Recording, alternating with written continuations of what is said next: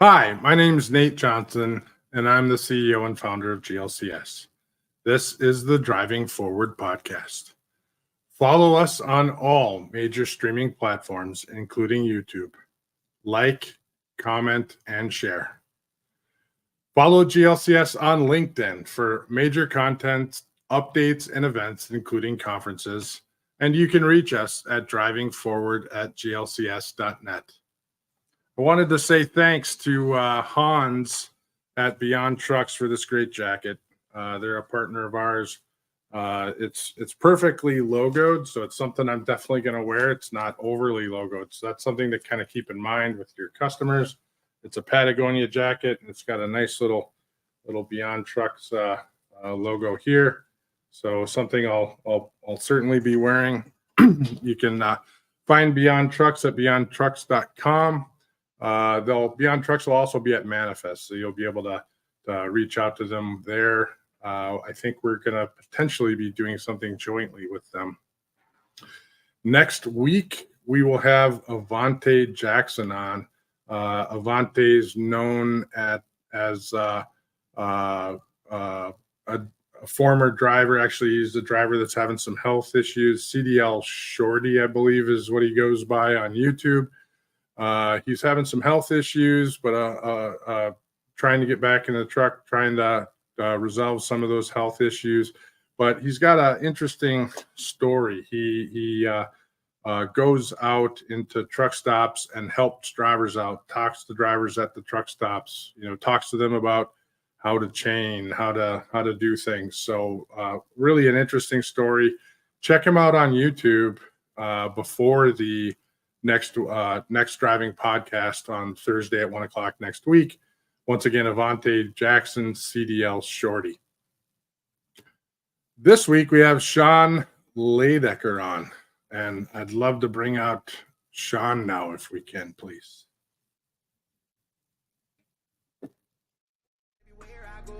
It clouds my mind and soul. It turns my heart cold. But I keep drinking because it makes me feel like I'm not alone. That was a good song, Sean. Thanks for coming on board. Great to have you on. I'm just going to start off with that song. And Shrey, can you play that whole 30-second clip?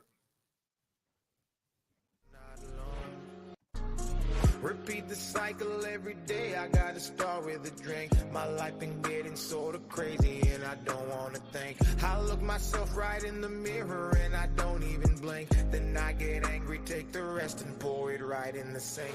I know where this road goes. Alcohol ain't my friend, but I keep drinking cause these demons roaming. Follow me around everywhere I go. It clouds my mind and soul. It turns my heart cold. But I keep drinking cause it makes me feel like I'm not alone. Repeat the cycle every day. I gotta start with a drink. We needed it once. So thanks, Jeff. We're going. That song, Sean, before we get too started here, I wanted to say a quick story.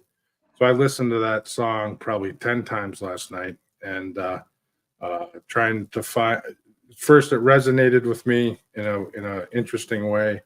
But I wanted to find the perfect little clip in there, and who knows if we'll get in trouble for running it that long, but I wanted to run it that long anyway, because number one, I know that song has some importance to you for a variety of reasons. But so that being said, if we want to talk about it now, if we want to talk about it later, I really appreciate you coming on the show today. I think we have a ton of stuff to talk about.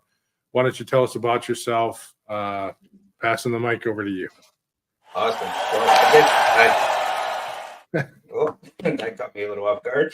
First and foremost, Nick, thank you so much for giving me this opportunity. I'm super excited I was able to connect with you, to find you on LinkedIn. I truly kind of believe that we are like-minded individuals. Even to the point that, your post yesterday evening, again, talking about tenacity, that hit home. You might have listened to my song choice 10 times, but I've read your post 10 times before this podcast. That artist is, the artist's name is Dax, D-A-X. He's a Canadian up-and-coming hip-hop artist. I just happened to fall on that song by Dumb Luck. Probably actually 21 months ago, which is 20 months ago is the date that I decided to make a decision and stop drinking alcohol. But again, as I'm sure you probably correlated to, right? If you just take the word alcohol out of that song, I mean, it hits home. It hit home, especially from one entrepreneur to another to a person that's had to fight his way up, to grow your company, GLCS. I mean, take the alcohol side out. There's so many different references that we can use for it on a daily basis. But yeah, I mean that song hits home. It reminds me of everything, why I do what I do every day, why I wake up, why I put in this relentless pursuit for, to continue to grow this great company and the message that we stand for. Oh, I thought it had an awesome message. I looked at it at really the first 2 times I listened to it, and then the next 8 times I listened to it, it was just at different angles and how I was super surprised. I actually have Dax listed as someone I want to go back and find out more about, see if I want to listen to more of his songs. So just because that was so unique, someone I've never really heard of, and I like the tone of the song in general as well. So, and I mean, all his songs really have such deep meaning. I mean, all his songs have impacted me significantly. I mean, I'm the kind of person, that I'm always trying to do better, right? I always trying to see how I can better myself, my understandings, my knowledge. Even when I came into the podcast and asked me to list my title, and I was contemplating putting student of all, master of none. Just again, kind of like I said at this point, I'm learning every single day. And I think it's one of the beauties of our industry too, is that, I've started this industry back in 2006, 22 years old, bartender, never worked in a corporate experience before. It was it was a hard uphill battle to get there, right? We're talking 17 plus years. And I went from bartending to corporate drinking, and that was a whole other level. Yeah. Nope, that's a hard thing to wrangle, and I've definitely had my moments in my life, not to the same point that I think you've been, but I think it resonates with any of us that have been around a long time. So I appreciate that. So let's talk about Loyalty Logistics a little bit. You've been, well, actually, let's go back even further. I mean, you did start in bartending, you did start in some of that. So let's kind of start in the beginning, because you kind of had a career before a career, right? Am I thinking that right, or am I wrong? I mean, so career. I mean, I think I'm wondering how far back I have to go actually to start this conversation. So, I mean, I come from a family that's worked in the service industry for years. I started working in the service industry at 13 as a pot washer. I was washing pots twice my size. Finished high school, didn't really know where I wanted to go. So, figured with the experience in the service industry, I said, let's go to bartending. And bartending was kind of the first introduction of a tool which would allow me to become somebody that I wanted to be, but I had a very hard time to be. I was that shy kid in the corner who didn't really want to, I didn't want to be the center of attention, right? So you add the alcohol into that scenario, and then all of a sudden I become 6'5", and I'm not 6'5", by the way. You're 6'5", you're the best looking guy in the bar. Is that liquid courage we all talk about, right? I was very fortunate. I had a customer of mine that I'm still very close to today. He was my original kind of mentor in this industry. He loved the way I talked, and I was always interested because he was very well dressed and what he did. And one day he just kind of said, like, what else do you do outside of bartending? And I was like, this is what I do. So he said, you're wasting your time. Come have an interview with my company and let's see what we can do. I mean, in 2006, I mean, logistics wasn't the big craze it is right now, right? I mean, even pre-COVID, everybody kind of knew what a broker or transportation company was. In '06, when somebody told me, we move a reefer, I was sitting here saying, I had no idea. It wasn't as popular as I would say these days. So after a couple of interviews and reluctancies from the headhunters and the senior staff, they finally made a decision to give me a try. Again, 22, bartender. I think I came to my interview with a suit 2 sizes too big. And they said, here's a computer, here's a phone, good luck. Right. So I kind of came from the school of hard knocks, and I said, like, well, who do I call? They're like, well, everything around you is a lead. So, figure it out. So that's what I did. I remember getting a directory of freight forwarders, and I was just I had no idea what I was doing. All I knew is that it was a numbers game, and I had to call as many people as possible, send marketing kits, and hope for the best. So, I worked 11 years as a logistics sales rep. Finally deciding to listen to my partner, who was a very trusted, I would say, friend and carrier of mine throughout the course of the years. We did a lot of business together. And he had been asking me for years, let's open a broker, let's open a brokerage. So I think, like I said, in 2017, I finally made the jump. We're actually sitting 8 days away from our 7-year anniversary. So it's a very kind of proud moment at this point. And I'm happy I can share it with the world, right? Yeah, congratulations. That's a big thing. We turned 7. GLCS turned 7 last June, and it's one of those dates. Appreciate it. Thank you. And I think 7 is one of those arbitrary years. It's not a 10, it's not a 20, it's not a 15. It's a 7, but 7 means you're past 5. You're not at 10, but it's like you're beyond the new company now.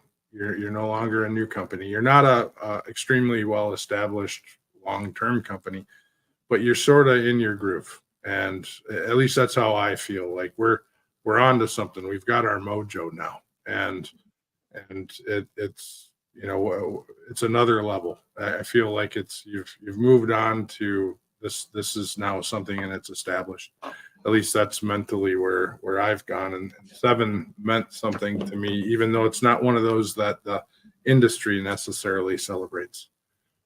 To be honest, I can relate with you wholeheartedly.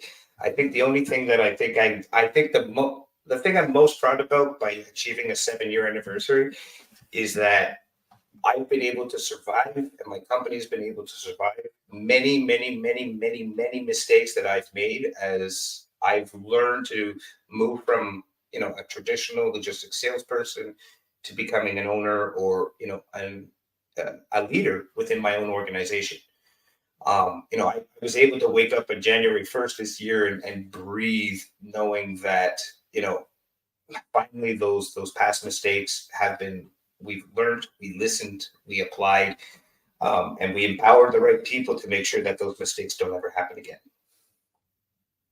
No, that's ultimately what you do. You fail and you adjust, and you fail and you adjust, and you keep failing and you keep adjusting. So fail forward. Yeah. And I think we shared this, or I've said it probably 1,000 times, right? We don't fail until we stop trying. Right. That is something I think everybody has to embody, because how many times can we say we failed and then just let it shape us into inactivity versus allowing it to, push us forward? No, I agree. I think some of that, when I was, I think when we started noticing, we were both on Dooner the same day. So that's, I think, when I really recognized your name, and that's where the Puppy King came out. But I think I remember my post that day, like, I have to follow the Puppy King. I think that's what I said. But then where we really locked on and started chatting was the imposter syndrome article that I wrote.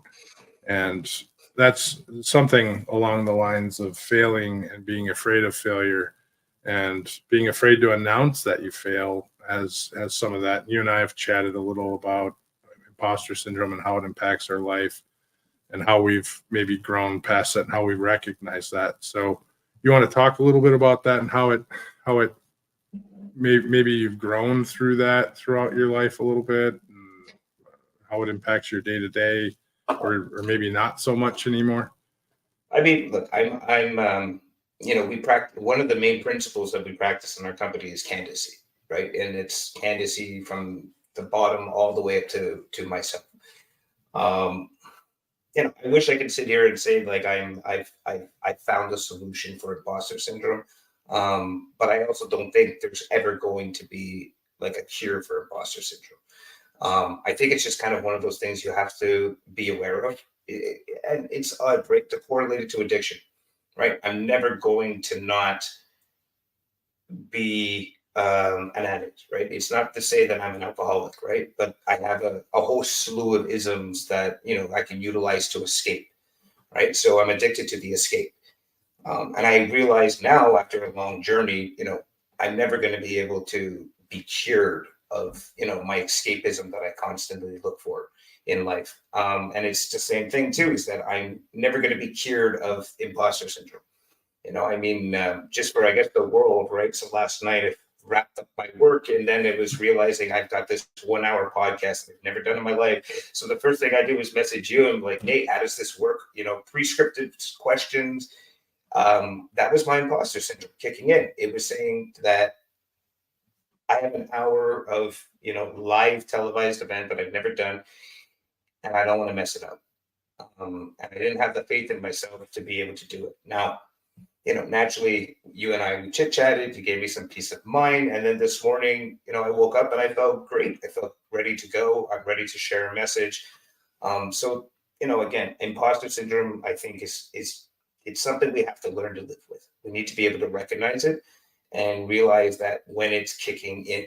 I can even tell you today, right now, like I have a hard time talking about my successes.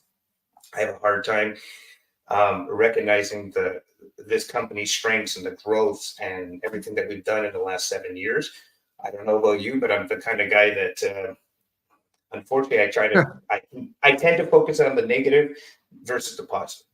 If I achieve a 99% of my goal, I'm going to focus on the 1% I didn't hit versus the 99 good that I did do, which is, again, I think directly correlates with that imposter syndrome.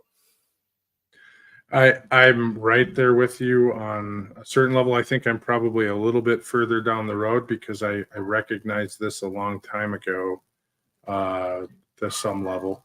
But something I will say, I've never been one to broadcast wins.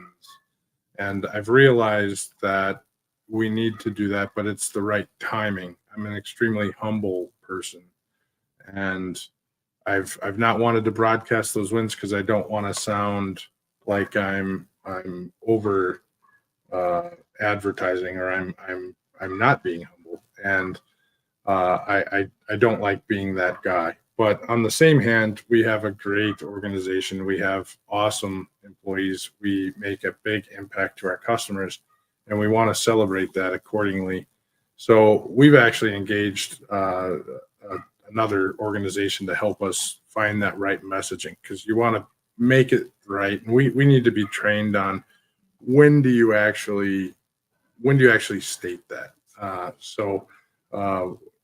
I'm excited. We had our first real discussion this morning with some of our leadership on that and this external organization. So super excited to move forward with something like that. But it is new to us. Some of those skills we have, and it's just how do you apply it? I mean, if you're in sales, if you work with people, you already know how to do these things. It's just timing, and it's how appropriately do you apply this information. But I hear you loud and clear. Lots of us, especially in trucking, we have a tendency of focusing on the negative because there's a lot of negative, and it happens over and over and over. Late loads, turbos blowing, et cetera. But there's also a lot of positive. We have a tendency of focusing on negative all the time. But if you turn around and look and say, man, we moved 1,000 loads today or 200 loads today, and 180 of them or 190 of them went just fine, and those 10 didn't. But we're really focused on those 10 because that took up 80% of our day, and that creates problems. So, 80% of your day is occupied by your problems, not by your successes. Yeah, and I mean, there's a couple of different sayings that also helps to remind us of that. That's the which example, you're only as good as your last load. I'm sure that's something you've said, you've heard 1,000 different Yeah, times. yeah, certainly. And that is a truth, right? And we deal with an industry that sometimes we don't have control over, the successful openings of customers or the maintenance of customers. Companies shift, supply and demand changes.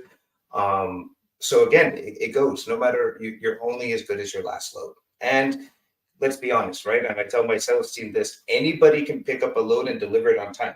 That's not the hard part, right? What defines a true kind of extension or partner of your logistics is the people that, when things don't go according to plan, the corrective measures that you take, right? The communication that you can, explain to our customers. We can't fix the problems ourselves, and the customer's entitled to be angry, and that's fine. But you've got to be there for the good and the bad.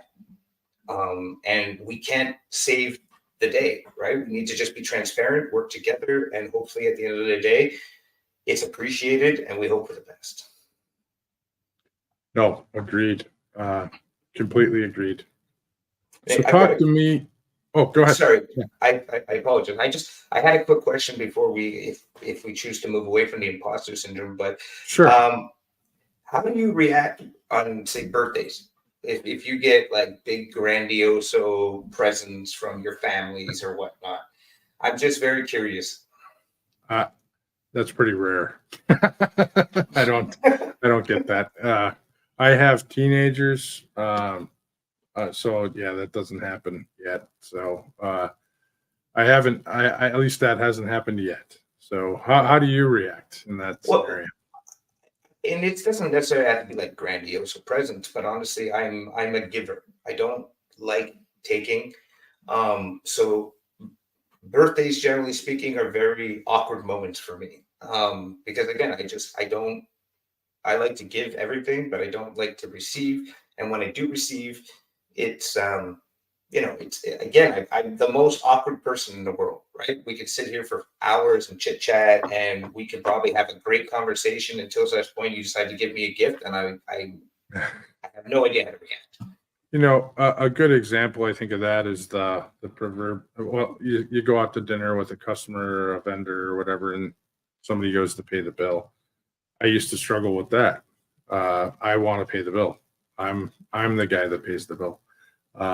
Whoever's going to pay the bill gets to pay the bill. I'm not going to argue with that. I remember a long time ago, I was at a meal with a whole bunch of people, and it was like an argument on who was going to pay the bill. So,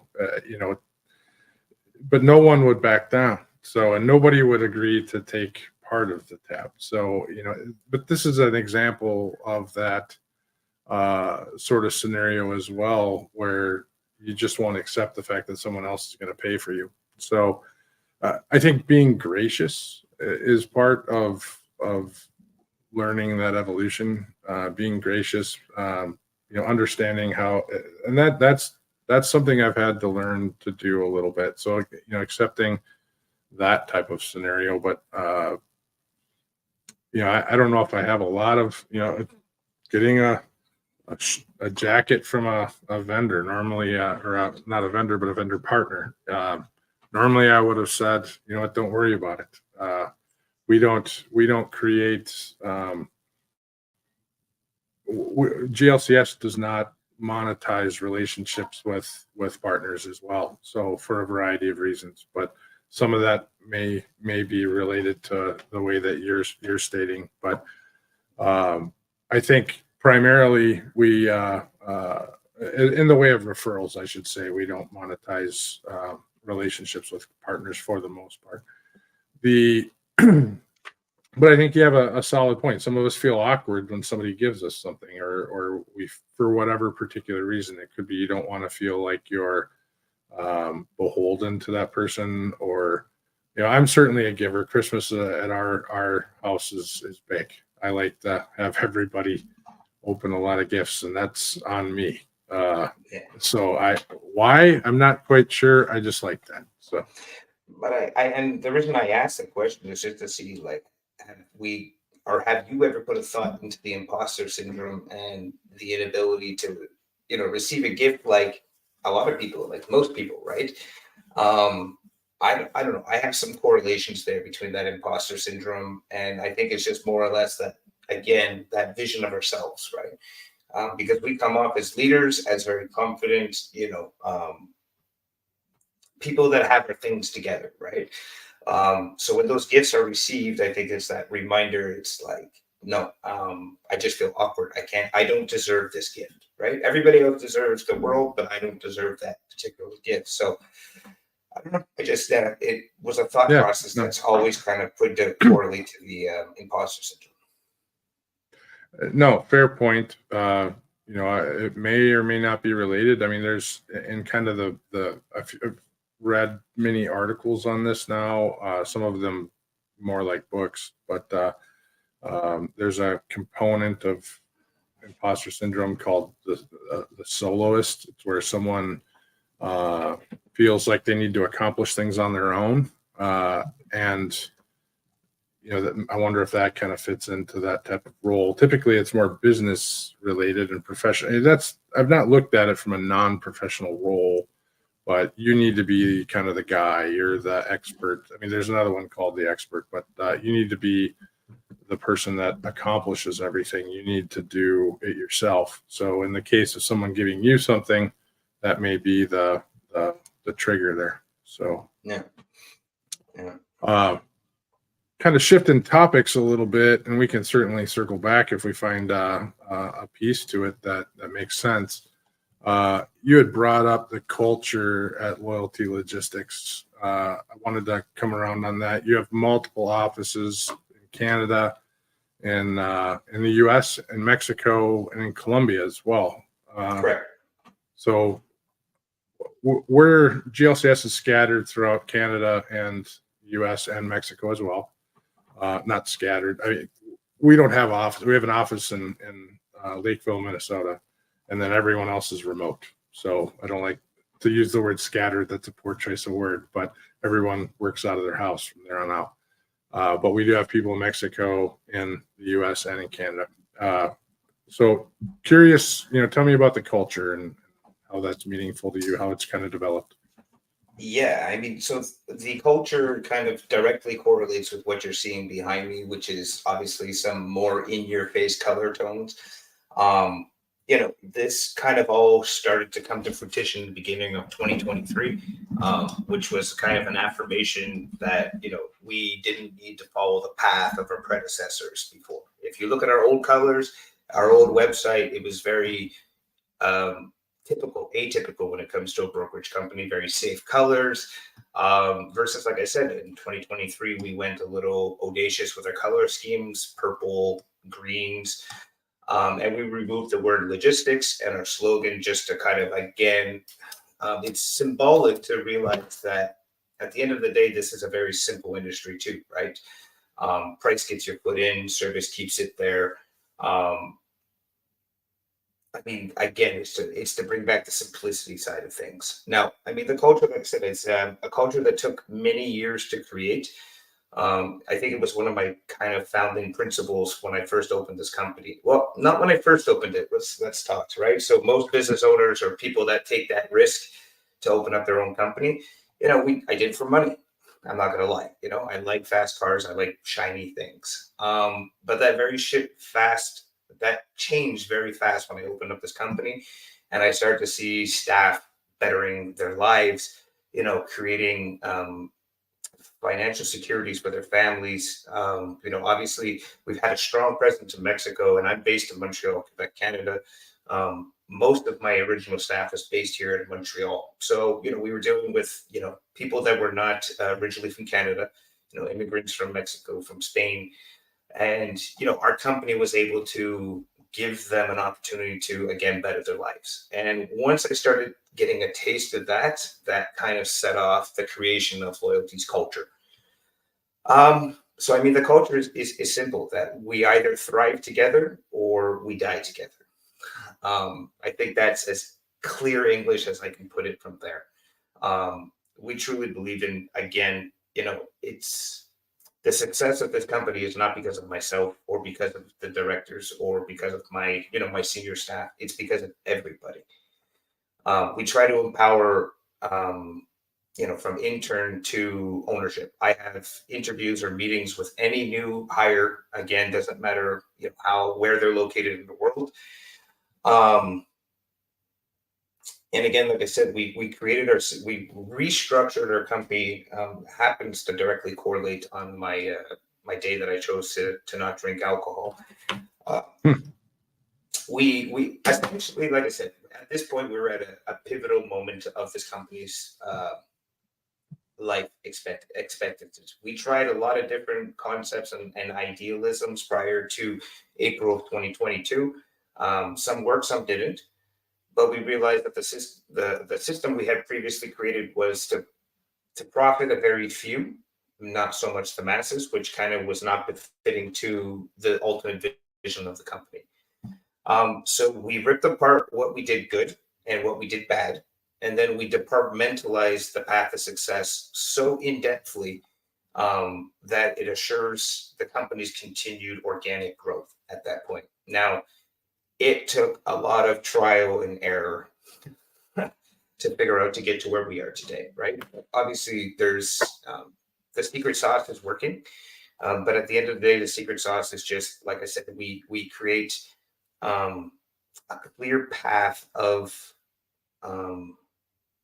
advancements inside of our organization from the moment you start. We've created essentially roadmaps to success for every department. So every new hire, if you're just a CSR and you do data entry, tracking, and tracing, we're going to tell you which paths you can go inside of our organization. And the vision or the vision of success, right, is not mine to determine, right? I can tell you one person wants money, the next person wants time. So we try to give options to our staff on which avenues they can go. And if whatever avenues they choose to go, well, we're going to tell them how to get there. We're going to tell them what work they have to do above and beyond the call of duty, who they need to work more closely with.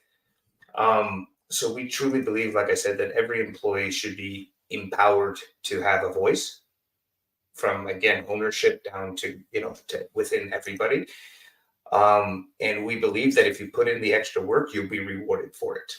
And the beauty is, too, is, like I said, our commission structures have been created in such a way that they're uncapped earning potentials. So again, everybody has the tools to shape the life that they ultimately want. No, that's great. You've been able to shepherd that. And, something I always say with culture is, as a founder, as an owner, you can build that foundation of culture and you can shepherd or guide the culture, but really it's up to the employees. They're the owners of the culture, and you can guide it. You can eke it along and do what you can for as a founder, as an owner, but it's up to the staff, the company as a whole, and the health of that company to move it along and take it where they're going to go with it. And a healthy culture is a healthy company. And so that's great that you have that. And I keep getting pinged from all kinds of people from GLCS saying that your shoe game is awesome. So now, did you get Nike to actually do a special shoe, or did you do that online? No. All right. So we'll talk about this shoe here. This one here. So this shoe here is Air Max Nike by You. So I just went on the website. I chose all the options, and then they made it for me from there. This is the most recent edition. Now, these were not done by Nike. This was done by a designer, a gentleman here locally in Quebec. I'd love to share his details, so if people are interested after the fact, they can check it out. Essentially, he took that shoe, ripped it apart, and rebuilt it by hand based off my company's color tones. These checks, these arrows that you see in the backdrop here, they're actually also on the shoe as well. So yeah, those are one of 3 pairs. So essentially, as Christmas presents, I decided to make 3 identical pairs from myself and the 2 other partners that are with Loyalty Logistics. Gotcha. That's cool. Yeah, we've talked about doing GLCS shoes just because, you know, shoes are a thing. And if you would have saw me at F3, I was running around with, so at conferences, I decided pink shirts, pink shoes. And so I was running around with pink and blue, very similar to your colors, maybe a little hotter pink, but a shirt similar to this in color and pink Jordans. And I was looking for engagement. I'd never been to F3 before. I was looking for engagement, and within a couple hours, I decided to stop counting because I had 40 some odd people come up to me and start talking about the shoes and the shirt. So, so then I decided, you know what, I'm going to put together some GLCS shoes. And then shortly after that, you had put those shoes together. So, and I saw the post online for it, but to come along with that, I've at least had 7 people reach out to me while we're talking about your shoes. So, well, I'm happy. There's actually one pair that you guys don't see there, which is the most recent edition, which is our Air Max 1s that we have that are purple and green as well. I shipped a pair to Tim Dooner over at What the Truck for Christmas time. I saw that.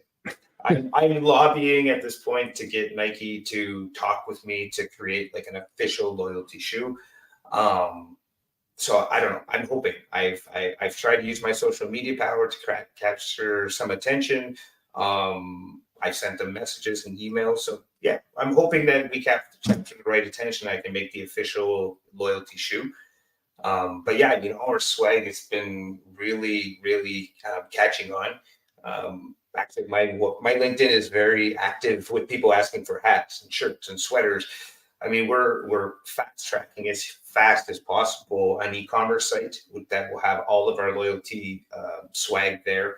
I mean, we're planning to sell it at pure cost, and we're going to leave an option at the end of checkout for people to make donations. And whatever those donations, it's going to be reserved into a specific account that's going to allow us to make investments into trying to have an impact on the earth, right? Doing green initiatives. So that's what we're working on the backside right now. Sure. No, that's awesome. Speaking about that stuff, all your swag, all that stuff. So here's a couple posts towards the end of the year. And so as I was winding down my year, I think a week before this, I had said, this is my last flight of the year. I'm looking forward to stop and be done and no longer travel through the end of the year. And then all of a sudden, Sean pops up, and I can't see the date there, but I think it was somewhere around December 18th or somewhere thereabouts that week at least. And you come up with these posts saying, I'm doing one more trip. I've got this luggage that's packed full of stuff, mostly packed full of stuff that you're giving away.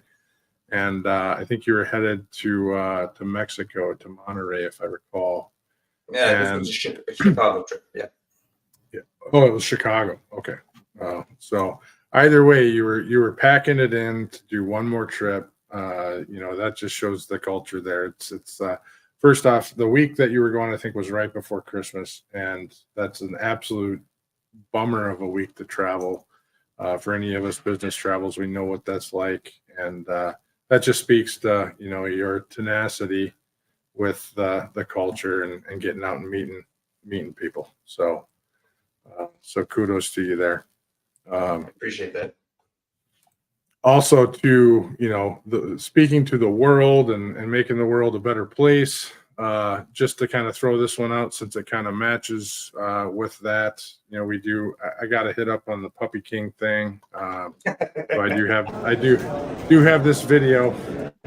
So this is my video, at least from F3, where, you know, Sean ended up paying for all the remaining puppies, all their adoptions all the puppies that weren't adopted at F3, he paid the adoption fees for them, and they were all picked up. So, so thanks for doing that. Appreciate I'm a dog lover. I know you're a dog lover. You have it listed on your LinkedIn as well.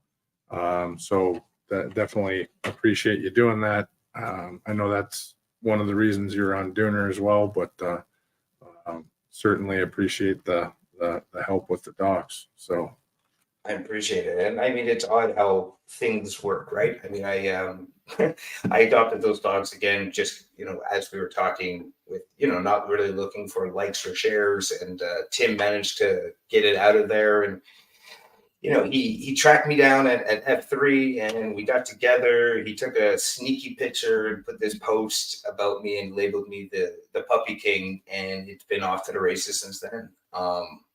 And I was really kind of putting the value of that event to my first speaking event, which was really, it was awesome. And I got to speak about some topics that were near and dear to myself. But so much has happened since that Tim post, since I've adopted these dogs, or paid the adoption fees for those dogs. right. And like I said, I mean, one of the core roots or, the things that I wanted to do with Loyalty was I wanted to make this company do good for the world. Right. So it's not just about making profit and putting it into our pockets. It's about reinvesting it. I mean, I don't come from money. I had to start working at a young age just to be able to keep the lights on. So, as this company grows to become more profitable, again, I want to make sure that we can do some good there. And I can just tell you, I mean, we have so many things in the works for 2024. I wish I could spend the time to tell you about them and bring you up to speed. But we're not quite there yet. Right. But if it's anything like we've done, it's unorthodox. It's not the logistics ways, right? I tried to do everything in this company the Loyalty way, not the way that it should be done. And obviously it's caused a lot of growth pains over the course of the years, almost destroyed me, if anything. But I believe, like I said, everything in life happens for a reason, and it's led me exactly to this point where I am right now, having a conversation with you. So yeah, it's odd. No, the Puppy King label has worked in my favor, which was I never thought it was going to in a million years. He coined it well, and I appreciate doing it your own way. In a lot of ways, we have a very similar story. I didn't come from much myself. My dad was a mechanic. My mom worked in daycare. I'm self-made. Did a lot of things, but I didn't. It's all, once again, kind of circling back on tenacity. You just keep grinding. So if it doesn't work, you find a way to make it work. I mean, again, if whoever's on here has not read Nate's post about tenacity, I have to suggest everybody just take 2 minutes and read it a couple of times, because like I said, I was just sitting there the whole post and saying, yep. And it took a lot of pain to get here again. We had to continue to be tenacious. I mean, we only almost went bankrupt twice in the last 7 years. And, that was hard. Now we are strong, we're financially stable, and, we took a lot of risk. We worked at our operating ratio, I think, was between 90 to 100% for the better part of a couple of years, which at the end of the day, that just means the only person that's getting the short end of the stick is myself and my partners. Right. But Right. we believed, we had to find a balance between, keep our employees well paid and making sure that we're giving them the tools to work, the way that we need them to work. And it will pay off in the long term. And like I said, I'm happy. Obviously, our operating ratio is very far from that aspect of things. And it's our machine that we created in April of 2022, and we've been constantly testing and readjusting. It's working well. At this point, but it's not without being riskful and, doing calculated, ideas. And then, some of them worked, some of them didn't. Right. And then when they didn't work, but then there was a need now to figure out a way to, ride past the failure.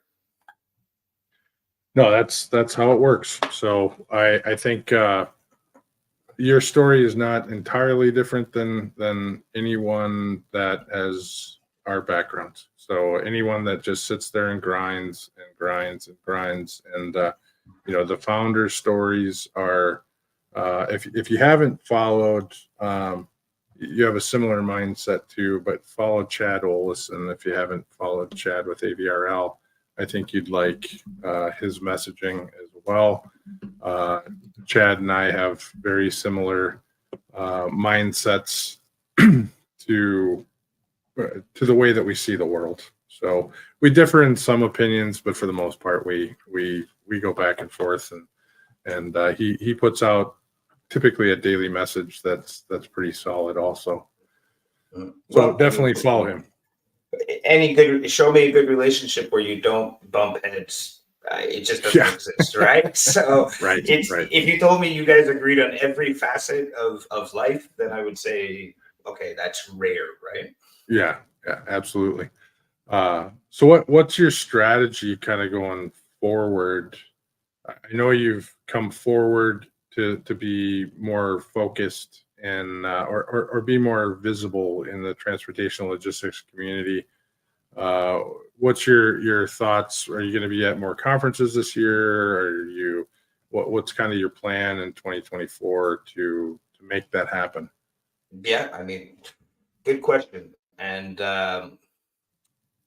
I can tell you an idea and what I want to do, right? I try to stay in the moment. I try not to think. I have this saying that I try to run my life with, right? If I live in the past, I live in anger. If I live in the future, I live in anxiety. If I live in the present, I live in peace.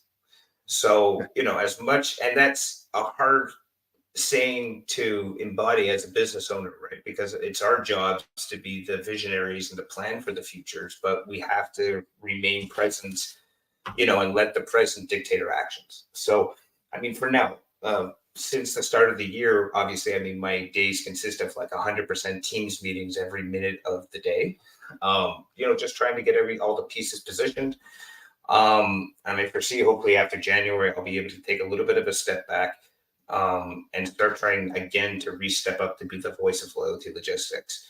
And that's definitely going to be, external marketings. It's going to be trade shows. I mean, any public speaking event, as uncomfortable as it's going to make me feel, I am willing to, to talk. So again, working with our marketing companies at this point, making sure that we have the right partners behind us, both internally and externally on the marketing side of things, making sure that our systems, processes, and procedures are in line with the culture and where we plan to go this year. Once I can take a step back from the front lines with my troops, and I can, go not necessarily to the generalist booth, but at least, in outside of the chaos of logistics on a daily basis. I think I'm going to take a big, deep step into how I plan to, continue to share loyalty message. I mean, Sheree mentioned obviously the Mid-American Truck Show. That's going to be priority number one to see. I think that's going to be like the initial, going to continue to share the message. Excellent. Well, certainly if you have any questions on, thoughts on where you need to go or anything, we have a lot of people on staff that can give insights. We've done this for a long time. So, we're around to just chat anytime going forward. So just reach out if you have questions or thoughts or just need somebody to bounce something off of. I'm here for you, man. I appreciate that. And, again, to go with the original statement, right? Master of nothing, student of all. I mean, this company wouldn't be where it is today if it wasn't for the voice of a lot of great people, right? And I value those people, right? So, again, any insight, any help, any guidance, I will take it, right? It doesn't mean that it's I'm going to listen to everything, but I'm definitely going to apply it and question things, right? But yeah, I mean, that's it. We just got to hunker down and ask the questions and listen, right? And Nate, before I know we're wrapping out of time, which is completely blows my mind already. What's your shoe size? I'm a Nike. I'm a 15 or a 16. So I am the opposite of what we talked about before. I am 6'3" and a very big guy. So wow.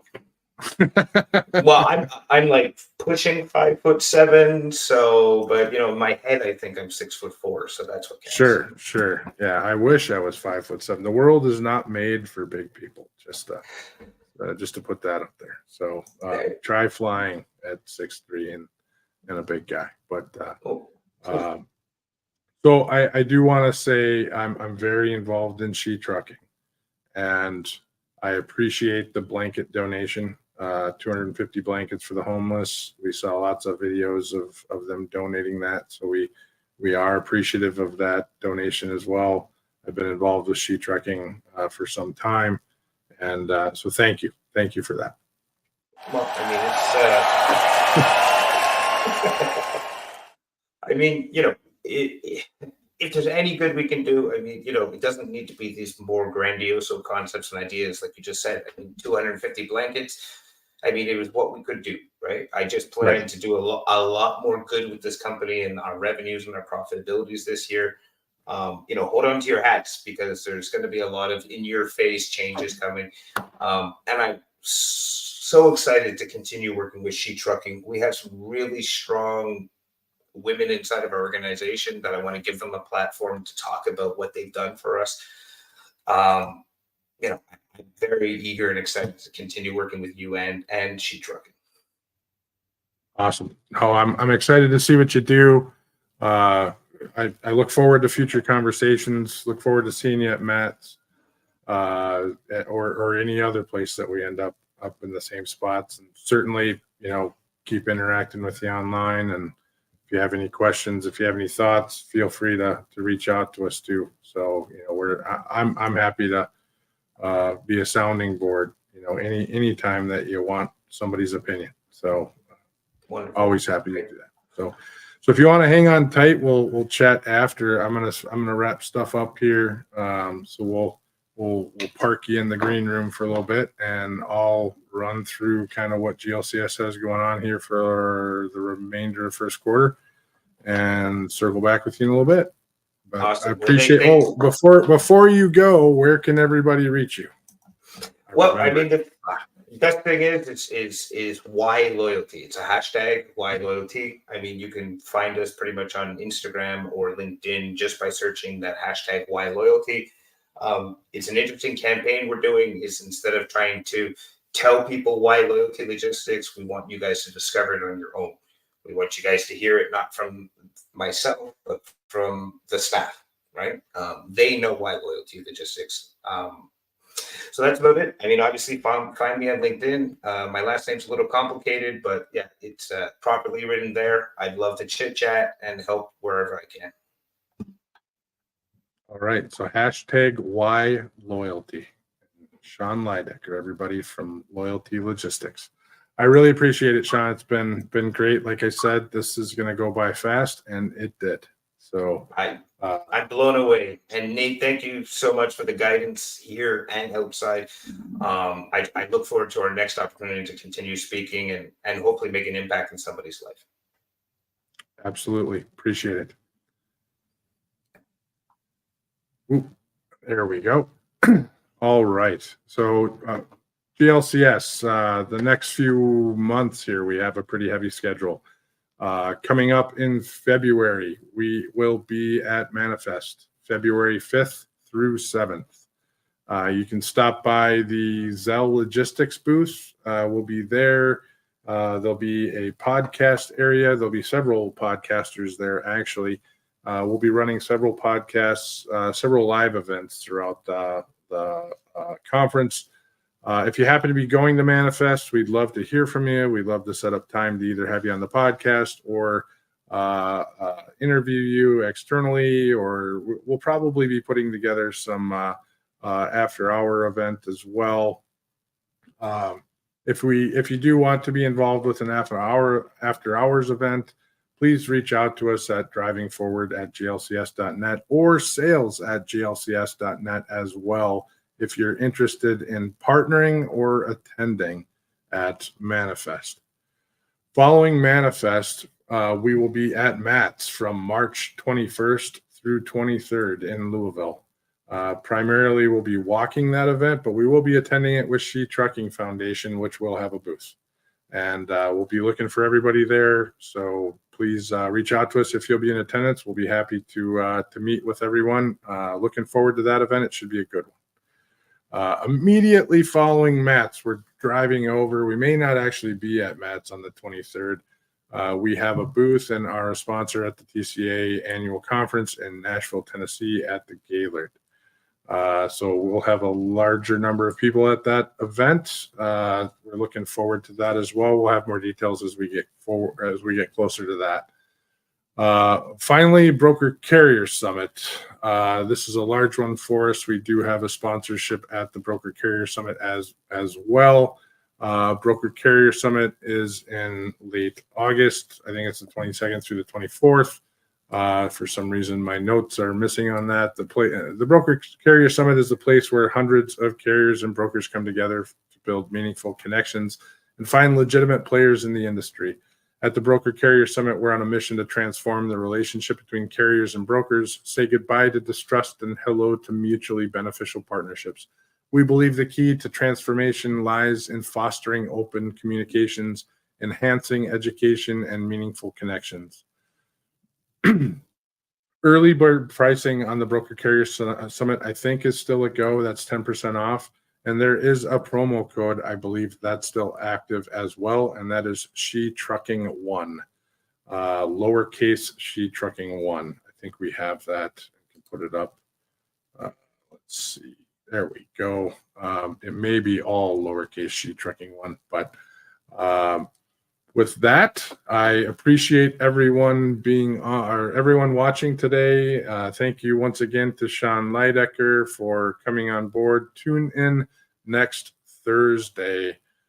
Should be a good discussion with Avante Jackson. Once again, CDL Shorty on YouTube. Looking forward to talking with him about what he has going on and where he's going in life.